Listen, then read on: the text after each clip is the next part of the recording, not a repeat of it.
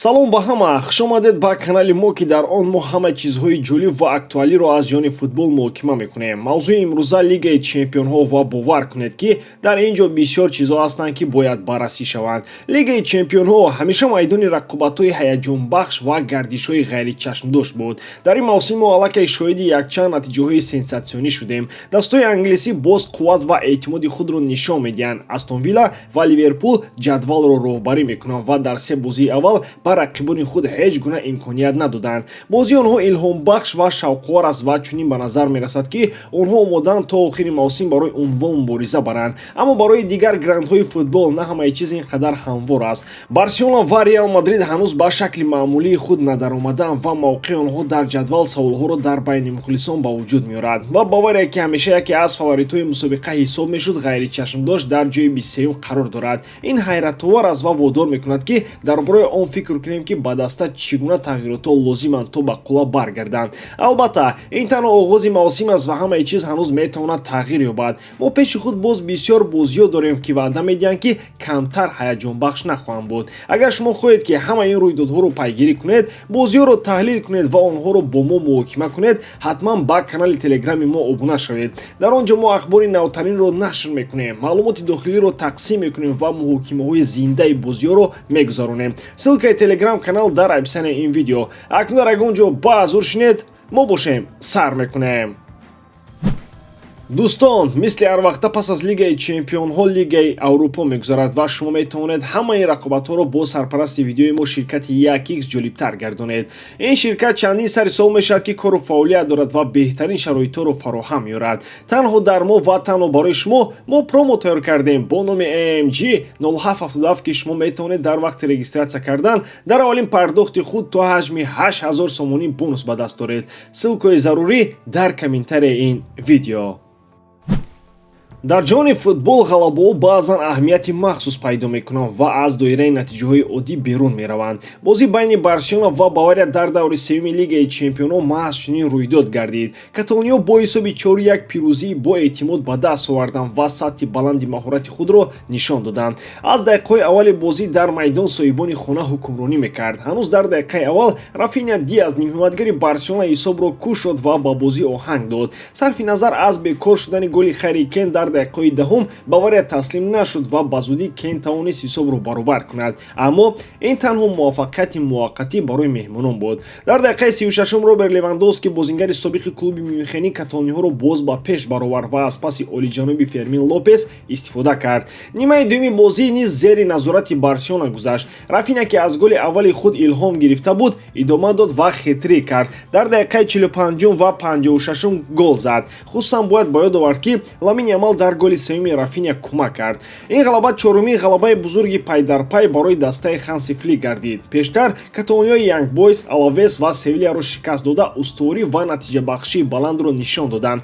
Дар мавсими ҷорӣ Барселона дар 11 бозӣ 13 ғалаба ба даст овардааст ки пеш аз классико бо Реал умед мебахшад. Баъд аз бозӣ Рафиня эҳсосоти худро баён карда таъқид кард ки барои ӯ ғалаба бар Бавария махсус аст. ӯ муҳимияти амалҳои даставӣ ва қаноатмандиро аз бозӣ таъқид намуд. Ёдоварии нокомии пешина бар зидди мюнхениҳо мисли шикасти 2-8 дар соли 2020 ба ин ғалаба барои мухлисон ранги қасдгирӣ медиҳад. Рафиня ҳамчунин қайд кард ки бозии наздик бо Реал яке аз беҳтаринҳо дар ҷаҳон хоҳад буд ва даста пурра ба омодагӣ ба ин бозии муҳим омодагӣ мебинад. Каталониҳо дар пеш санҷишҳои нав доранд, аммо бозии имрӯз нишон дод ки онҳо барои ҳама гуна мушкилот омодаанд.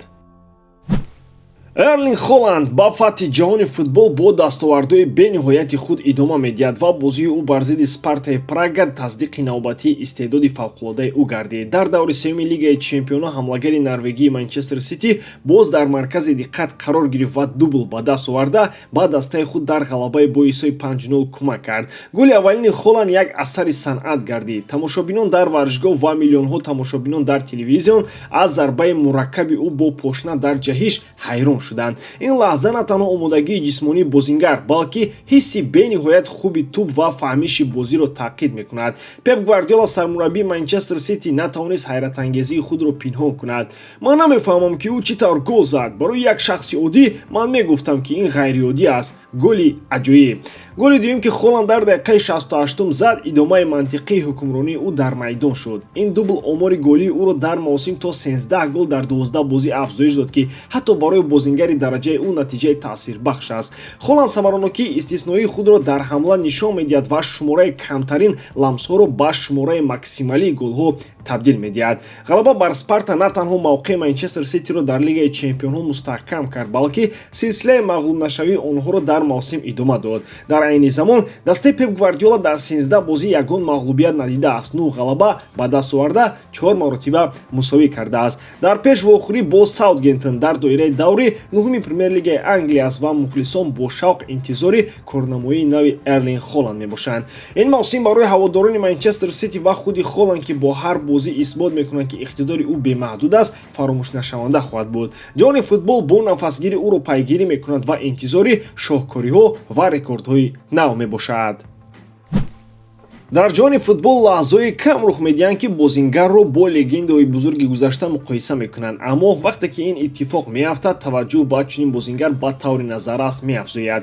изҳороти охирини Эмилио Бутрагеньо, легендаи Реал Мадрид, дар бораи Винисиус Жуниор маҳз чунин рӯйдоде шуд, ки мавҷи баҳсҳоро дар муҳити футбол ба вуҷуд овард. Винисиус Жуниор, вингери тими миллии Бразилия ва Реал Мадрид, дар Сантьяго Бернабеу бозие нишон дод, ки бисёре аз тамошобинонро ба ваҷд овард. хитрии ки ӯ дар бозӣ бо Боруссия Дормунд намунаи равшанӣ на танҳо маҳорат ва истеъдод, балки камолоте ки дар сину соли ӯ камёб аст гардид. бо задани голҳо дар дақиқаҳои 62, 86 ва 93 Винисиус на танҳо ба дастаи худ барои ба даст овардани ғалабаи иродавӣ кӯмак кард, балки қобилияти худро барои будани омили ҳалкунанда дар лаҳзаҳои муҳимтарини бозӣ исбот намуд. муқоиса бо Пеле, яке аз бузургтарин футболбозони ҳамаи замонҳо, ин на танҳо як таъриф аст, ин эътирофи он аст, ки Винисиус дорои истеъдоди нодир аст. ҳаракатҳояш бо тӯб, суръат ва интуитсияи ӯ дар майдон воқеан аз ҷодуи юдраст мекунад, ки Пеле ба ҳар як бозӣ меовард. Бутрагеньо ҳамчун шахсе ки худ замоне бо маҳоратҳои худ мардумро ба ваҷд меовард, медонад ки дар бораи чӣ ҳарф мезанад. барои мухлисони Реал ва ҳамаи дӯстдорони футбол